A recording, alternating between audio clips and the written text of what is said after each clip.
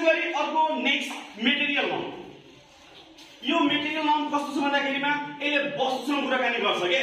जसरी कुनै वस्तुको अब यो वेट हुन्छ, जसरी यसलाई देखाएको छ तौल गर्न सक्छौ, नाप्न सक्छौ, यहाँ भनेको छ a noun that denotes the matter or the substance of the which things are made। जुन केले बनेको हुन्छ, जुन वस्तु हुन्छ उले के छन् डिनोट गर्छ के। जसरी यहाँ दिएको छ गोल्ड, वुड, वाटर, कटन, यो मेटेरियल हो के, यो वस्तु हो।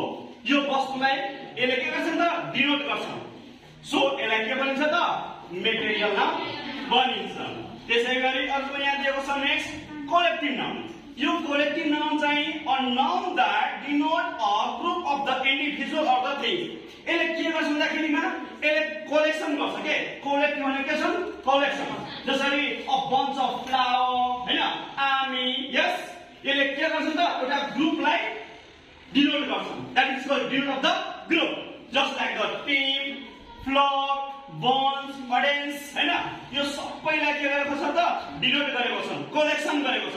के गरेको छ त कलेक्सन गरेको छ। ओके, म एकजनालाई यहाँ सोध्छु, उले भन्नुपर्छ। Request for help, you stand up. Okay, you tell me now, यहाँ जुन दिएको छैन यहाँ बाहेक without you know example of 5 just like the abstract noun। Yes.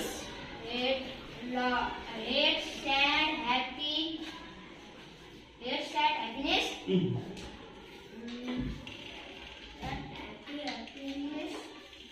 Okay, very good. Sit down.